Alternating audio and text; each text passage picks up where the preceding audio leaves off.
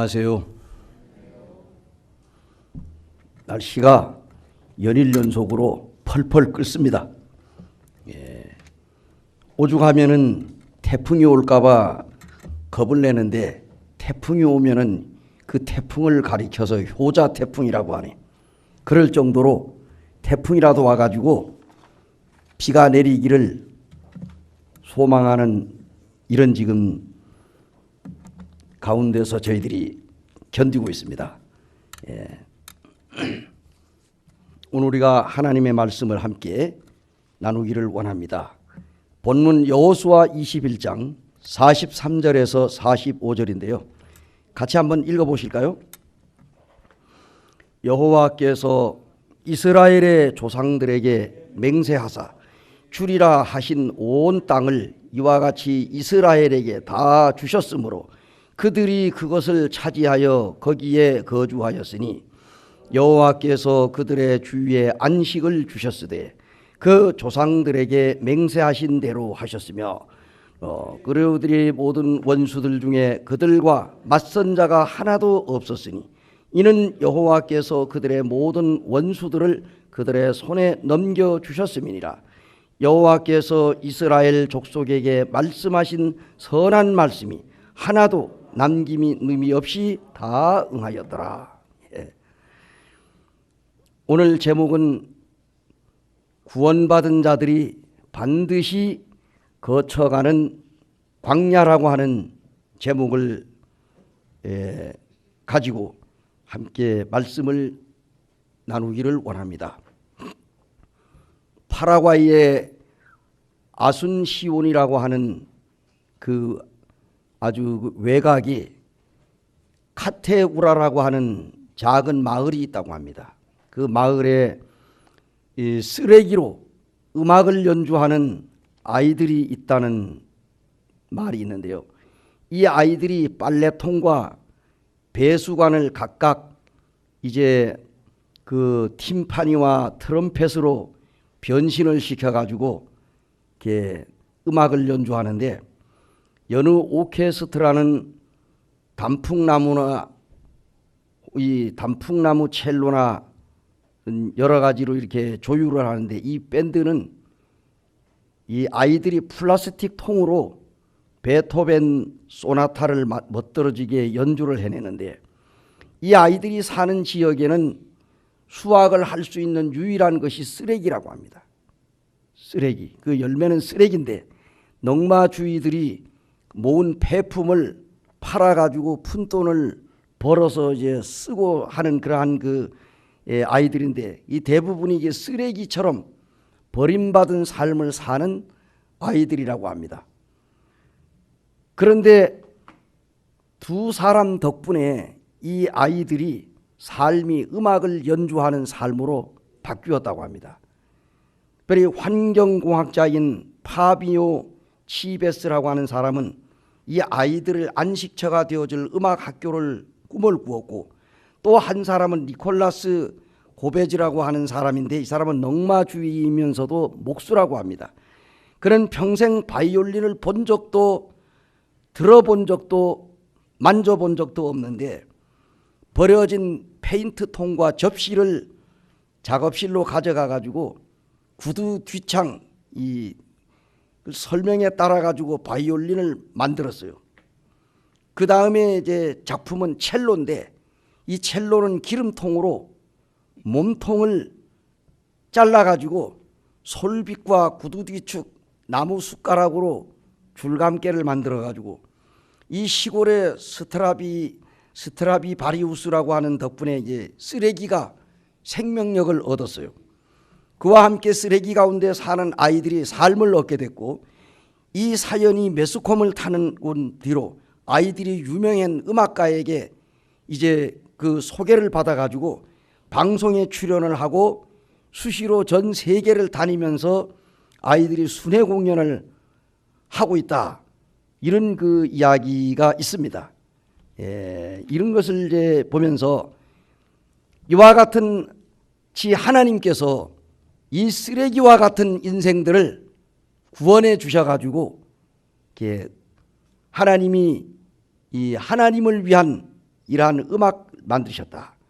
하늘의 오케스트라는 전혀 음악가처럼 보이지 않는 사람들로 구성이 되어졌다는 사실입니다. 오늘날 세상에는 유명한 그와 같은 그 음악가들을 동원해 가지고 오케스트라를 만들고 또 아름다운 음악을 연주하고 그렇게 하지만은 하나님께서는 보잘것없고 버려진 인생들을 하나님이 구원해 주셔 가지고 하나님이 원하시는 방향으로 사용하시는 놀라운 이와 같은 삶을 우리가 보게 됩니다. 그래서 오늘 본문을 통해 가지고 우리에게 어떤 교훈을 주시는지 한번 살펴볼 수 있기를 원합니다.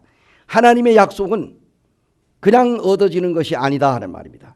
자, 21장 43절에 보면은 여호와께서 이스라엘의 조상들에게 맹세하사 주리라 하신 온 땅을 이와 같이 이스라엘에게 다 주셨으므로 그들이 그것을 차지하여 거기에 거주하였다.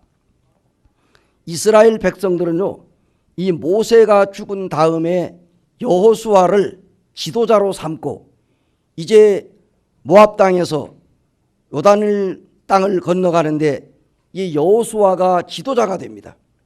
모세가 죽은 뒤에 그 뒤를 이어서 여호수아가 이제 그 요단을 건너가 가지고 여리고성을 함락시키고 그리고 이 가나안 땅의 7 족속들을 한 족속 한 족속씩 전쟁을 통해 가지고 그들이 차지하고 있는 땅을 하나님께서 주신다고 약속했기 때문에 이들은 믿음으로 그 족속들을 몰아내는 작업을 합니다. 그래서 치열한 전쟁을 거기에서 하게 되는 모습을 우리가 보게 됩니다. 놀라운 사실은 여호수아는 요단강을 건넌 다음에 7년 동안에 걸쳐 가지고 이스라엘 민족을 가나안 7 족속으로 정복을 하고 그리고 그 최소한 31명의 왕들이 여호수아 앞에 무릎을 꿇었다고 합니다. 대략 25,000 제곱킬로미터의 노른자 땅, 젖과 꿀이 흐르는 가나안 땅을 하나님께서 이스라엘 조상인 아브라함에게 약속을 했습니다. 그 약속을 받고 이스라엘 백성들이 흉년을 만나가지고 애굽으로 내려가서 430년 동안 종살이를 합니다. 하나님께서는 오래전에 아브라함에게 분명히 말씀을 했습니다.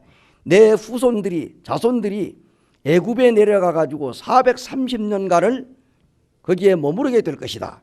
430년 만에는 그들이 거기서 많은 물품들을 취해 가지고 다시 이제 가나안으로 돌아오게 될 것이다 라고 하나님께서 아브라함에게 약속을 했습니다. 그 약속대로 이제 이루어진 거지요. 이 놀라운 사실은 이제 이 이스라엘 민족들 군대 숫자는 사실 이 7 족속들에게 비하면은 아무런 힘이 없습니다. 그런데 하나님의 능력의 손길로 인해 가지고 이제 그 가나안 7 족속을 이기는 이와 같은 놀라운 승리를 가져옵니다. 때론 무시당하던 이스라엘이 역사상 잔인무도한 이 가나안 7 족속들을 한 족속 한 족속씩 물리치고 그들이 가나안 땅을 정복하는 것이 우리가 구약 성경에 나오지 않습니까? 근데 이스라엘 백성은 하나님이 함께 하시는 한 이스라엘 민족은 어느 누구도 함부로 이스라엘 민족을 대할 수가 없습니다. 막을 수가 없습니다. 오늘날도 마찬가지예요. 이스라엘 민족을 피해를 주는 나라들은 다 망했습니다. 인류 역사를 통해 가지고. 그래서 하나님의 백성이라고 하는 지상선민 이 유대 민족을 우대하는 나라는 복을 받습니다. 그런데 유대 민족을 멸시하는 나라는 망합니다. 분명히 하나님께서 아브라함에게 약속을 했습니다. 창세기 12장에서 너를 축복하는 자에게 내가 복을 내리고 너를 저주하는 자에게 내가 저주를 내리리라. 그 말대로예요. 그래서 우리가 구약 성경을 보게 되면은 헬라 제국이 망하고 아시리아가 망하고 바벨로니아가 망하고 로마가 망하고 이스라엘 민족을 괴롭힌 나라들이 하나하나 쓰러져 갔어요. 오늘날에도 동일합니다. 그래서 우리가 하나님의 백성인 이스라엘을 함부로 대하지 못하도록 성경에 하나님께서 말씀하셨어요. 어쨌든 간에 이제 그런데 이스라엘 백성들이 가는 곳마다 승승장구하느냐? 그렇지 않습니다. 여호수아 12장 1절에서 6절에 보게 되면은요, 이 모세가 정복한 왕들이 나옵니다. 찾지는 않습니다. 그 다음에 이제 여호수아 12장 7절에서 24절까지는 여호수아가 정복한 왕들이 나옵니다. 이 여호수아가 가나안 땅에 들어가 가지고 많은 족속들을 몰아내고 정복을 했지만은 아직도 정복하지 못한 땅들이 남아 있다, 이렇게 성경이 나옵니다. 여호수아에 보면 하나님께서 분명히 말씀했습니다. 가나안 땅에 들어가게 되면은 그 땅에 있는 그 민족들을 그냥 살려두지 말고 완전 전멸해라. 하나라도 남겨두지 말라 그랬어요. 그런데 이스라엘 백성들이 거기 가서 정복을 하는데 남겨둔 나라들이 있었어요. 하나님께서 말씀하시기를 만에 하나라도 너희가 그 땅에 있는 그 민족들을 다 몰아내지 아니하면 훗날에 그 민족이 너희들의 발에 가시채가 되어가지고 너희들을 괴롭힐 것이다. 그런데 오늘날 아랍 족속들 이스라엘을 지금도 괴롭히고 있습니다. 바로 지금 오늘날 유대 땅에 있는 그러한 이 나라들, 바로 자기들이 원주민이라고 주장하지만은 그들이 지금 뭡니까? 이스라엘 민족을 지금도 괴롭히고 있어요. 어찌됐든 간에 이제 성경을 보게 되면은 여호수아 13장 1절에서 여호수아가 나이가 많아 늙음에 여호와께서 그에게 이르시되 너는 나이가 많아 늙었고 얻을 땅이 매우 많이 남아있도다. 아무리 그들이 하나님이 택한 백성이라 할지라도 성경은 이스라엘의 파란만장한 역사를 아름답게 포장하지 않았습니다. 있는 그대로. 다시 말하면 아브라함은 아내가 너무 많았고 또 야곱은 거짓말을 너무 많이 했고 또한 이제 에서는 장자의 이 장자권을 팥죽 한 그릇에 자기 동생 야곱에게 팔아먹고 하나님이 주신 이 특권을 그런가 하면은 또 야곱의 12아들이 있는데 그중에 이 야곱의 아들들은 자기의 동생인 요셉을 팔아먹는 사건이 일어나요. 4세기에 걸쳐 이스라엘 백성들이 애굽에서 종살이를 했습니다. 그 종살이가 끝나는가 싶었더니 이번에는 또 뭡니까? 광야에서 40년 동안 방황을 하는 거예요.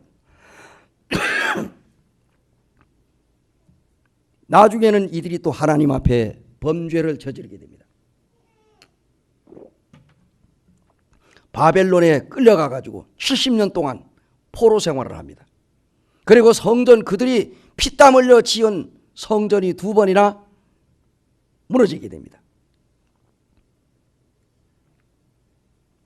바벨론은 도시를 세웠고 그리스는 힘을 과시하고 로마는 제국을 끝없이 확장했습니다. 그런데 이스라엘은 어떻습니까? 고대 이스라엘은 그 역사를 보게 되면 날이면 날마다 외부의 강대국들에 의해 가지고 침략을 받습니다. 어쩌면은 이스라엘 민족이 우리나라와 똑같아 사는 생각은, 이 대한민국도 조선시대로부터 오늘에 이르기까지 6.25 동란을 겪을 때까지 약 79번 정도 우리나라도 외적의 침입을 받았다고 합니다. 어쨌든 간에 우리나라가 정말로 다른 많은 나라들로부터 침략을 받았지만 하나님께서 지금까지 우리나라를 보호하시고 계십니다. 내란 이 이스라엘 민족이 가장 황금기가 언제였을까?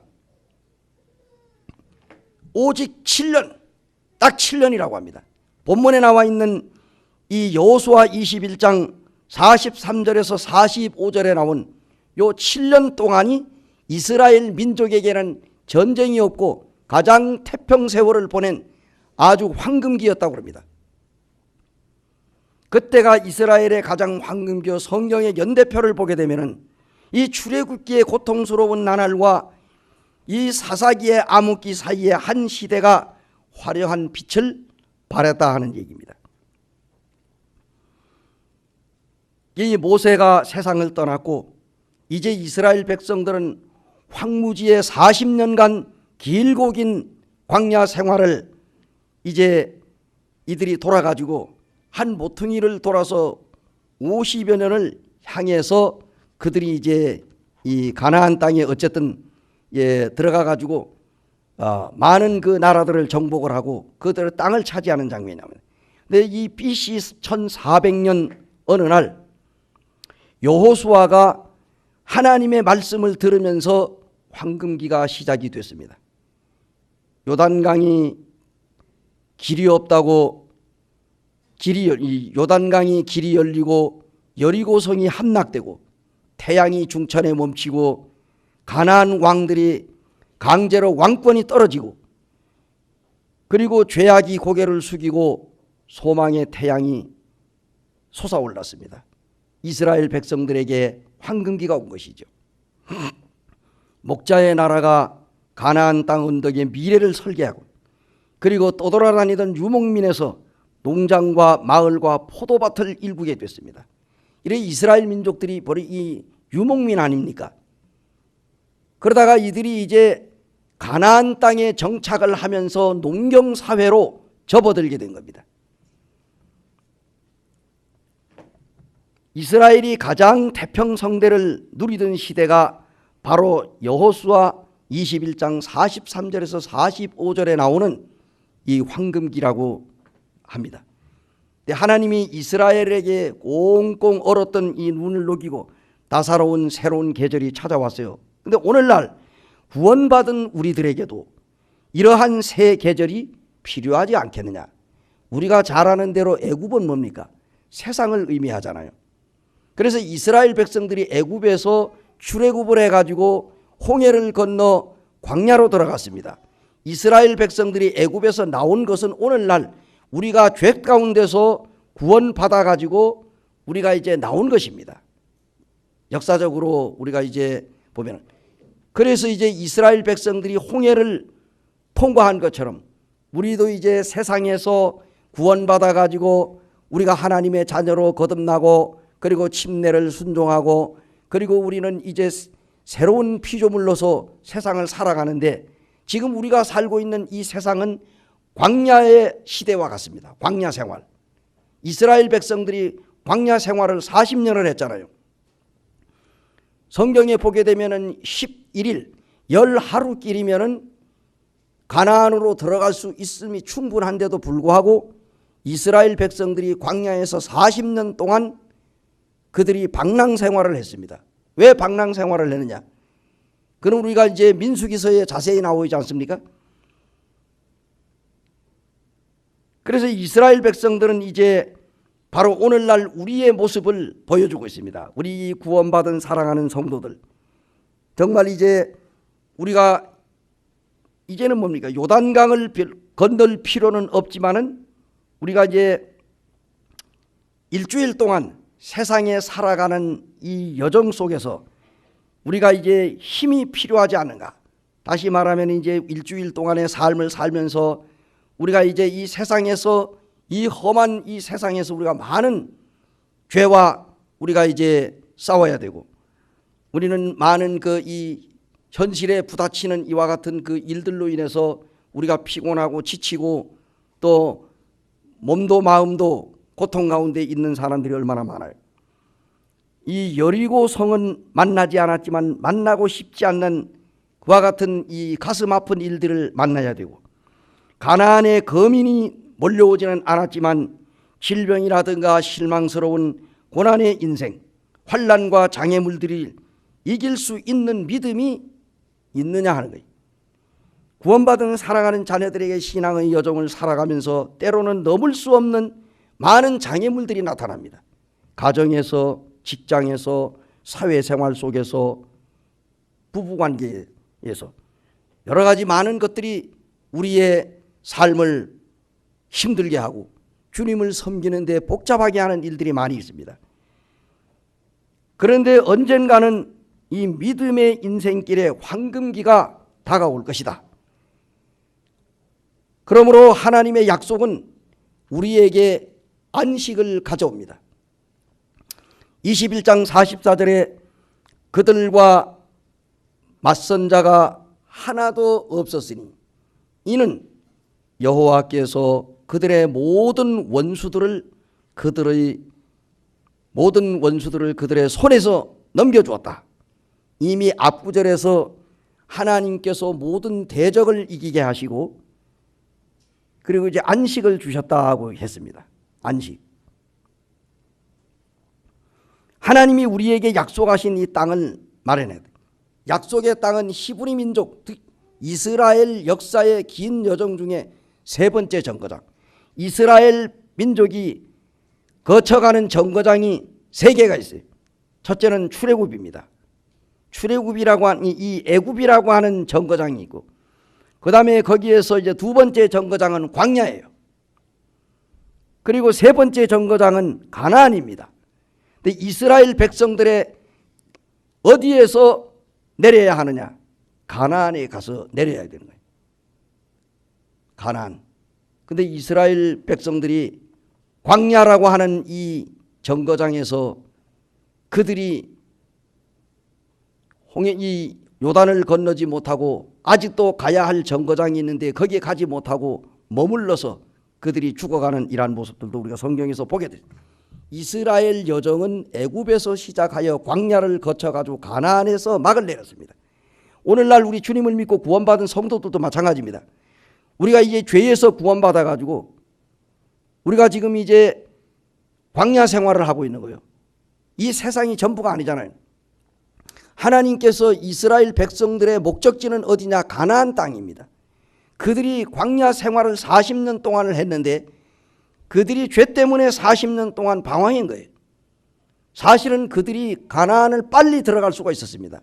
그런데 우리가 가만히 생각을 해보면 이스라엘 민족들이 그 40년 동안 방황을 하는 동안에 한 번도 그들이 하나님 앞에 뭡니까? 회개하는 모습이 안 보여. 하나님 앞에 살려달라고, 잘못했다고 이러한 것이 안 나오는, 계속 끊임없이 불평불만을 터뜨린 거예요. 성경에 보니까 10번이나 하나님을 시험했다. 이들이 그냥 툭 하면은 하나님을 원망하고 지도자 모세를 원망하고 아론을 원망하고 그리고 또 뭡니까? 애굽으로 돌아가야 된다고.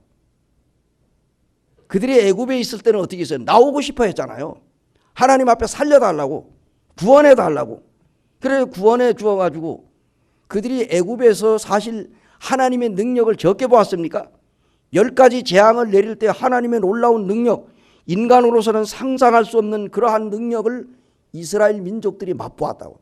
그리고 홍해도 기적적으로 건넜잖아요. 그럼에도 불구하고 이스라엘 백성들이 홍해를 건너가 가지고 광야 생활을 시작한 지 3일 만에 그 물 사건으로 인해 가지고 하나님을 원망하고 모세를 원망하고 그리고 돌을 들고 모세를 때려 죽이려고 그러고 그리고 애굽으로 돌아가야 되겠다고 그러고, 이게 바로 오늘날 어쩌면은 우리들의 삶의 모습이 아닐까. 물론 여기 있는 성도들 그런 사람들은 없겠지만은 어쨌든 이제 그렇습니다. 그래서 우리가 성경을 보게 되면은 바로의 압제에서 해방됐지만 이번에는 광야에서 두려움의 노예로 살았다. 이스라엘 민족들이. 이 두려움 탓에 약속의 땅에 들어가기를 원하지 않았습니다. 두려움 때문에. 그래서 우리가 신앙 안에서 신앙생활하면서 우리도 이 삶을 살아가는 동안에 두려움이라고 하는 게 이게 사람을 갖다가 신앙생활에 장애물이 있는 거예요. 두려움. 우리는 뭐에 두려움이 있습니까? 뭐 두려움에는 여러 가지가 있겠죠. 두려움. 이 두려움이 사탄 마귀가 우리의 마음 속에다가 두려움이라고 하는 걸 딱 심어주는 거예요. 그래서 이스라엘 백성들이 바로의 종살이를 마치고 나와가지고 딱 오니까 광야에서 뭡니까? 사나운 짐승들 만나지요. 날이면 날마다 불뱀들 보지요. 거기에 정말 뭐 때로는 이 물이 없고 고기가 먹고 싶은데 고기가 없어가지고 그러고 뭐 그래가지고 그들이 하나님 앞에 부르짖잖아요.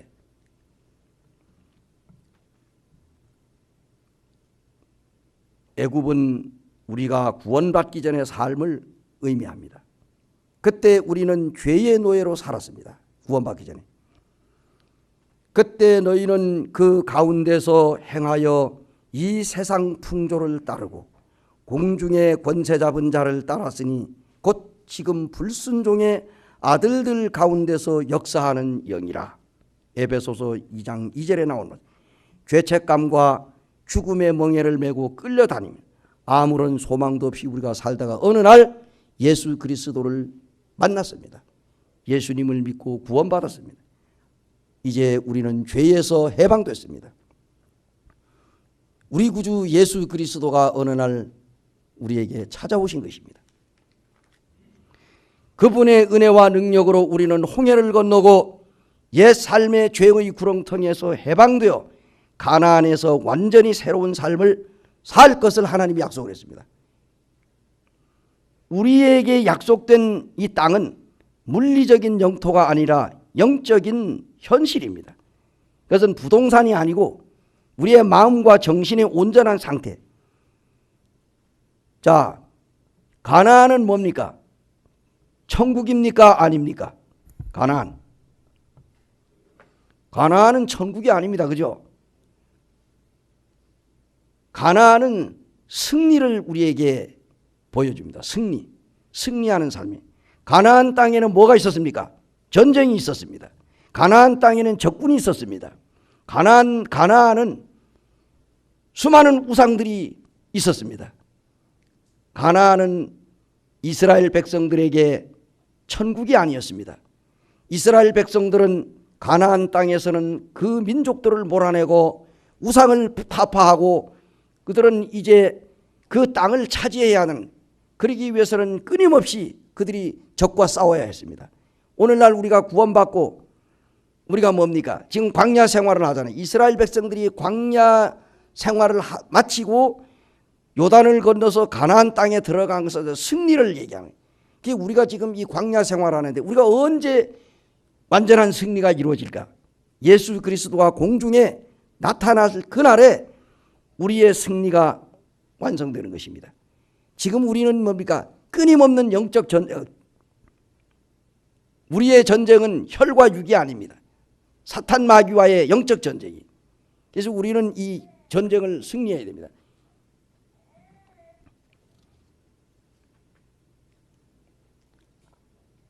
우리가 가나안은 은혜가 가득하고 시련으로 재련되어 가지고 하나님의 부름에 들어가는 이런 거룩한 삶을 얘기합니다. 그래서 우리가 주님을 믿고 구원받은 다음에 구원받은 것으로 끝나는 것이 아닙니다. 내가 한번 생각을 한번 해봤어요. 우리 교회 생활하는 가운데 구원은 받았지만, 다시 말하면 애굽에서 출애굽은 했지만 아직도 광야 생활을 하고 있는 성도들이 있어요. 자, 우리 여기 있는 성도들, 우리 스스로가 저 자신부터 가슴에 손을 한번 얹고 나는 아직도 광야 생활에 머물러 있는가 하고 한번 생각을 한번 해보기 바랍니다. 오늘날 많은 그리스도인들이 이 광야에서 머물러 있고 광야를 벗어나서 요단을 건너 가나안으로 입성을 해야 되는데 아직도 이 광야 생활에서 헤매는 그와 같은 성도들이 많다는 얘기입니다. 그러다가 그들이 이제 세상에 떠나가고 그들이 정말 없어지는 자, 이러한 문제들을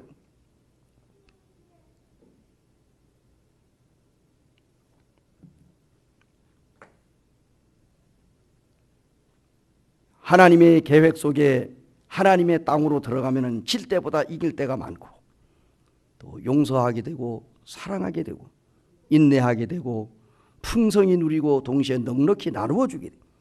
열심히 섬기고 기쁨으로 일하고 넘어져도 다시 일어나고 오직 예수 그리스도만 자랑하고 오직 하나님만 믿으며 하나님의 능력을 의지하고 풍성한 열매를 맺고 믿음이 날마다 자라가. 이것이 우리 구원받은 성도들의 삶입니다. 광야는 통과하는 것이지 광야에 머물러서는 안 된다고 하는 얘기입니다. 그래서 오늘의 제목도 마찬가지예요. 광야는 우리가 반드시 거쳐가는 겁니다. 광야는 우리의 정착지가 아니에요. 우리가 지금 여기에서 구원받은 것으로 머물러 있어서는 안 된다는 얘기예요. 구원받은 이후에 우리의 삶이 점진적으로 승리의 삶을 향해 가지고 한 걸음 한 걸음 나가야 되는 거예요. 이것이 바로 하나님이 원하는 것이다. 그래서 가나안 땅은 우리가 날마다 거두어 드리는 승리의 삶을 상징한다. 가나안은 오늘날 우리가 사는 삶을 의미합니다. 하나님은 우리를 가나안으로 초대합니다. 다시 말하면 승리하는 삶을 살기를 원하는 것이 하나님이 원하는 것이. 광야로부터 등을 돌려야 합니다. 가나안이 승리하는 삶을 상징하는데 광야는 히브리 백성들, 즉 이스라엘 백성들이 애굽에서 종살이 해가지고 해방되어 들어간 곳이 바로 광야입니다. 근데 이스라엘 백성들이 말을 들어보면은 자유를 얻은 민족처럼 보이질 않습니다. 이들이 애굽에서 나왔을 때 바로 왕의 종살이에서 해방됐잖아요. 사실은 자유를 얻었거든요. 그런데도 이들이 자유롭지 못한 삶을 살았다는 거예요. 이 말은 뭡니까? 우리가 이 죄에서 해방됐으니까 죄 가운데 살아야 되겠어요? 아니잖아요. 이스라엘 백성들이 죄에서 바로 노예에서 해방됐어요. 그들이 하나님의 인도하심에 따라 가지고 하나님만 바라보고 살아야 되는 거예요. 그런데 그러한 삶을 살지 못했어요. 이스라엘 백성들이.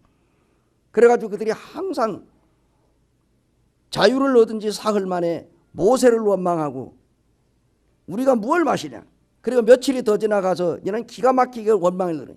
이스라엘 자손 온 회중이 그 광야에서 모세와 아론을 원망하여 이스라엘 자손이 그들에게 이르되 우리가 애굽 땅에서 고깃가마 곁에 앉아있던 때와 떡을 배불리 먹던 때 여호와의 손에서 죽었더라면 좋았을 것을 너희가 이 광야로 인도해내어 이 온 회중이 추려 죽게 하는도다. 출애굽기 16장 2절에서 3절에 나온 말씀입니다.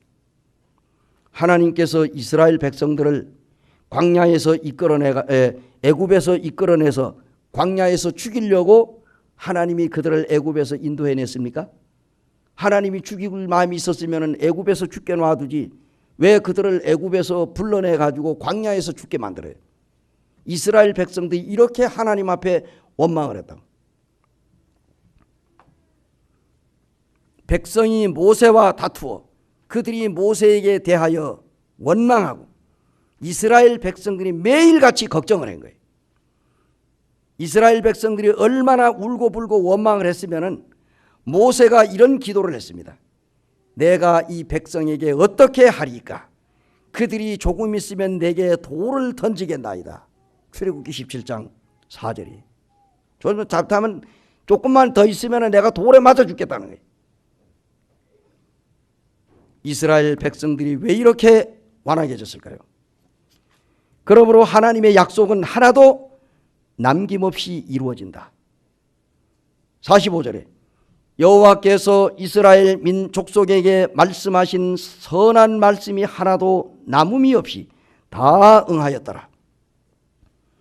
하나님이 사람이 아니시기에 약속하신 것은 반드시 지키시고 이루십니다. 그러므로 하나님은 사람이 아니시니 거짓말을 하지 않으시고 인생이 아니시니 후회가 없으시도다. 어찌 그 말씀하신 바를 행하지 않으시며 하신 말씀을 실행하지 않으시랴. 이스라엘 백성들이 애굽에서 종살이를 끝내고 자유를 얻고 출애굽을 해서 광야에 들어와 약속의 땅 가나안을 향해 가고 있습니다. 근데 광야 생활을 시작한 지 얼마 되지 않아서 원망이 나옵니다. 어찌하여 이스라엘 민족들이 이렇게 됐느냐. 하나님의 기적이 모자랐기 때문입니까? 하나님의 놀라운 기적을 그 누구보다도 어느 민족보다도 이스라엘 민족이 수없이 많이 봤어요.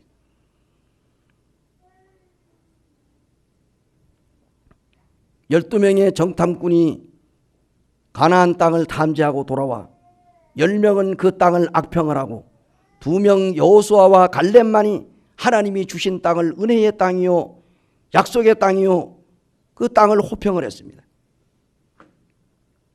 그리고 이스라엘 백성들은 그 갔다 온 그 10명의 정탐꾼들 때문에 그들의 말을 듣고 이스라엘 민족은 밤새도록 통곡을 하고 울었습니다.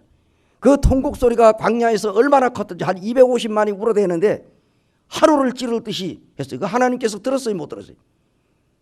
우리가 그냥 속으로 기도해도 다 듣는데, 우리가 마음속으로 생각해도 하나님이 다 아는데, 그냥 고함을 질러대고 밤새도록 애들로부터 어른애까지 물어대니 그러니까 하나님이 안 들었겠느냐고. 하나님께서 원하시는 것은 가나안 땅이었어요. 목적지가. 근데 그들이 들어간다고 해서 안 들어간다. 안 들어가겠다는 거예요. 그럼 어떻게 하니? 하나님께서 그래 안 들어가면 좋다. 대신 내가 이 광야에서 너희들을 들어가지 않겠다고 하는 모든 사람들을 광야에서 다 죽을 때까지 내가 너희들을 데리고 다니리라. 그래서 죽을 때까지 끌고 다닌 게 뭡니까? 40년이야. 40년. 40년 동안을 광야 생활을 빙글빙글 다람쥐 쳇바퀴 돌듯이 계속 돌아온 거예요. 그러니까 얼마나 곤욕이겠어요. 그리고 나서 그의 후손들이 그 어린아이들, 철모른 어린아이들이 성장해가지고 20대가 됐을 때 그때의 두 사람 갈렙과 여호수아. 여호수아가 모세의 후계자로 하나님께서 세우셨습니다. 그 모세의 진두 지휘 아래 이스라엘 민족들 그 1세들은 다 죽었어. 광야에서. 들어가기 싫다니까. 오늘날도 우리가 이제 구원받은 성도들이 교회 안에 생활하다 보면 잘 나가다가 어느 날 보면은 그냥 슬그머니 그냥 구렁이 담 넘어가듯이 딱 없어져 버려요. 그죠? 한 번 빠지고 두 번 빠지고 뭐 무슨 핑계 대고 뭐 상처를 받았네 무슨 뭐에 어떻네 저떻네. 1차적으로는 자기에게 문제가 있는 거예요. 여러분 어떻게 생각하십니까? 자기 자신에게 문제가 있는 거예요. 아니 교회 나와서 주님 섬기면서 뭐 상처 안 받는 사람 누가 있어요? 여기 있는 형제 자매님들만 상처 여러분들 안 받아요? 상처. 요즘 조그마한 말 한마디만 해도 그것이 그냥 비수가 돼가지고 탁 박히면 뭡니까? 그거 상처가 돼가지고. 그런 사람들이 얼마나. 그래가지고 모임 떠나간 사람들이 한두 사람이 아니에요. 그러지 않아요? 광야 생활을 통과해야 되는데 광야에서 아직도 빙빙 돌다가 그대로 그냥 사라지는 사람들이 엄청 많습니다.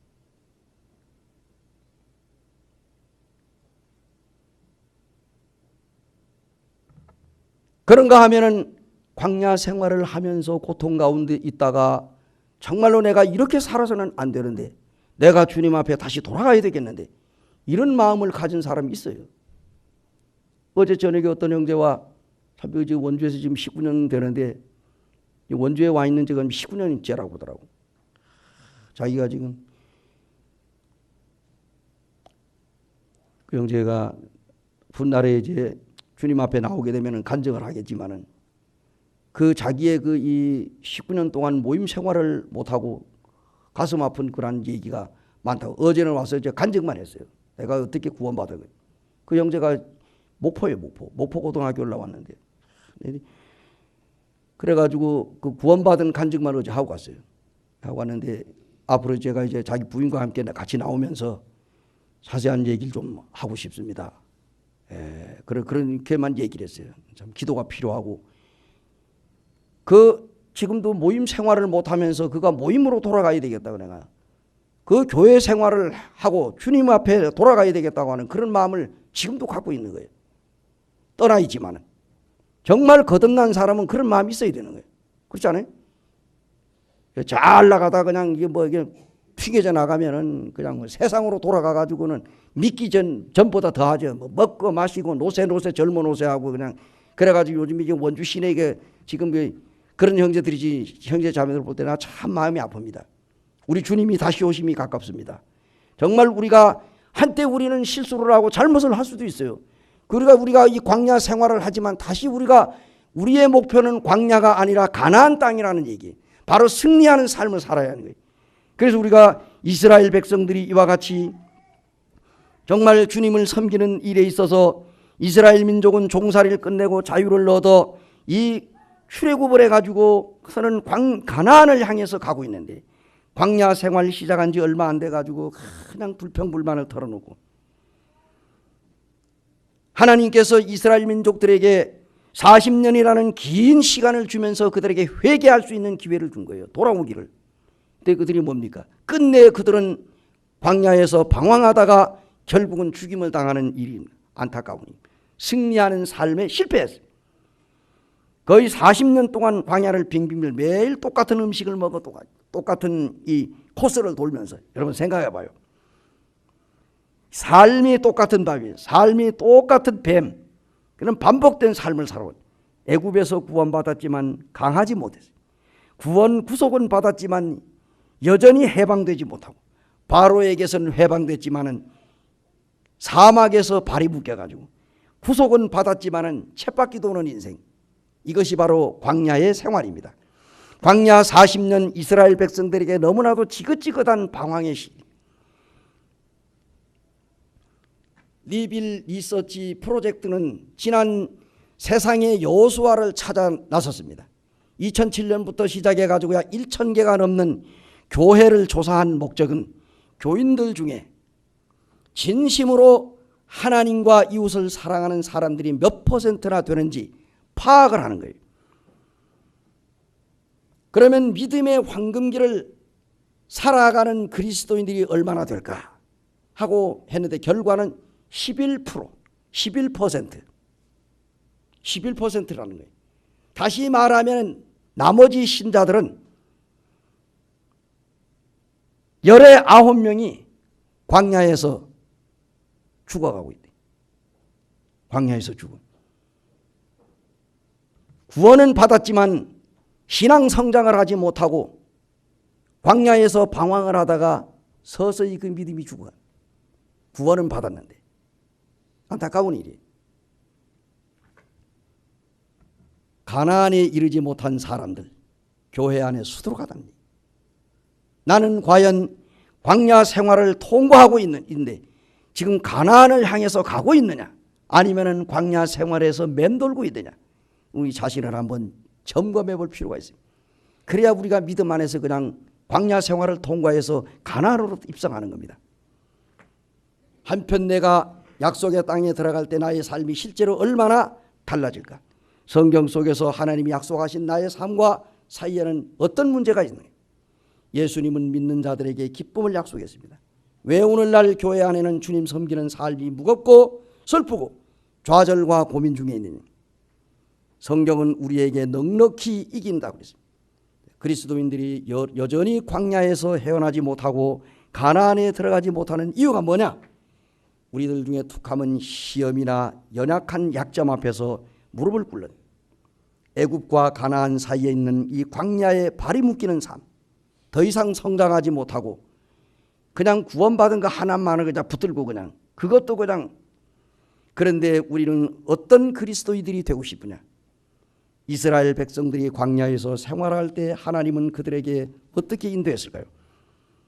신명기 2장 7절을 한번 보시겠습니다. 신명기 7장 2절.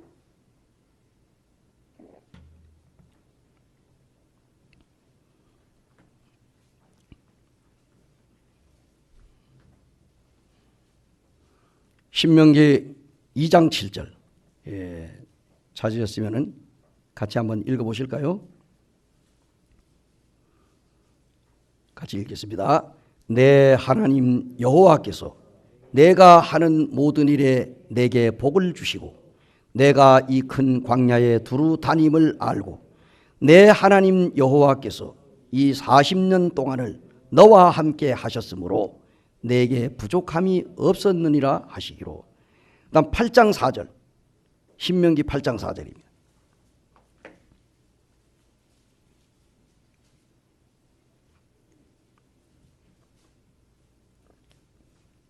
같이 한번 봉독하시겠습니다. 8장 4절. 이 40년 동안에 내 의복이 헤어지지 아니하였고 내 발이 부르트지 아니하였느니라. 하나님께서 이스라엘 백성들을 애굽에서 구원해 가지고 그들이 광야 생활 40년 동안 할 때에 그들이 뭡니까? 의복이 헤어지지 않고 발이 부르트지 않고 정말 하나님께서 그들이 먹고 싶다고 하는 거, 입고 싶다고 하는 거, 마시고 싶어 하는 거 하나님이 정말 풍성하게 주셨어요. 그래서 성경에 보니까 그들이 40년 동안 하나님과 함께 하실 때 부족함이 있었다고 없었다고? 없었다는 거예요. 이와 같이 하나님은 광야길에서도 함께 하셨듯이 오늘날 구원받은 우리 사랑하는 성도들에게도 가나안 땅, 다시 말하면 승리의 삶을 살 수 있도록 하나님은 오늘 이 순간에도 우리와 함께 하시고 우리를 도우신다는 거예요. 그러므로 우리의 모든 삶이 바뀔 수가 있습니다. 영광에서 영광에 이르는 삶을 살 수가 있습니다. 여리고 성벽을 진작 무너져 내렸습니다. 거인들도 이미 다 물러갔습니다. 가나안에서 새로운 삶을 약속하는 증서의 서명이 끝나고 우리는 손을 뻗쳐 취하기만 하면 가나안은 우리의 땅이 되는 겁니다. 여호수아는 이스라엘 백성들에게 말했습니다. 그들의 메마른 땅을 떠나 약속의 땅으로, 만나를 떠나 잔치상으로, 황량한 사막을 떠나 기름진 옥토로 들어갔습니다. 그들은 유산을 물려받았습니다. 다시 한번 우리가 본문을 한번 읽어봅시다. 43절, 여호수아 21장 43절로 45절까지 우리가 오늘 이 말씀을 우리의 말씀으로 받아들이면 좋겠습니다. 여호와께서 이스라엘 조상들에게 맹세하여 주리라 하신 온 땅을 이와 같이 이스라엘에게 다 주셨으므로 그들이 그것을 차지하여 그 땅에 거주하였으니 여호와께서 그들의 주위에 안식을 주셨으되 그 조상들에게 맹세하신 대로 하셨으므로 그들의 모든 원수들 중에 그들과 맞선 자가 하나도 없었으니 이는 여호와께서 그들을 모든 원수들을 그들의 손에 넘겨주셨음이니라. 여호와께서 이스라엘의 족속에게 말씀하신 선한 말씀이 하나도 남음이 없이 다 응하였더라. 이 약속을 나에게 주시는 약속으로 받아들이기를 원합니다. 이것이 바로 나의 삶을 향한 하나님의 비전입니다. 하나님이 원하시는 대로 내가 변하는 모습, 세상의 여리고와 거민들을 상대로 날마다 우리가 승리하는 삶, 이 성도들이 되기를 원하는 마음이 있고 일주일 동안도 주님 안에서 건강한 삶을 사시고 연일 연속으로 펄펄 끓는 이 폭염에 건강관리 잘하시고 또 캠프 가가지고 3박 4일 못 가시는 분들도 좀 아쉬움이 있지만은 내년에는 또 우리가 자체 캠프를 하니까 더 이제 참석할 수 있는 이러한 좋은 시간대로 이렇게 해서 성도들이 다 참여하면 좋으리라는 생각이 듭니다. 우리가 이제 주님께서 우리에게 주신 이 말씀대로 우리는 이제 이 광야를 통과해야 됩니다. 광야는 머무는 곳이 아니라 통과하는 것으로 생각하고 우리는 가나안 땅에 정착을 하여 승리하는 삶을 사시기를 원하고 정말 감사를 드리고 저는 이 시간에 제가 좀 박수 칠 사람이 하나 있습니다. 우리 박상필 형제님을 위해서 우리가 박수 좀 한번 쳐요. 형님, 저 좀 일어나셔. 예, 참. 감사합니다. 우리 이제 박상필 형제님을 위해서 계속 기도해, 그 가정을 위해서 기도해 주시고요. 참 이렇게 얼굴 만나니까 반갑고요. 우리가 주님 안에서 승리하는 삶을 살 수 있기를 원하면서 말씀을 마치겠습니다. 감사합니다.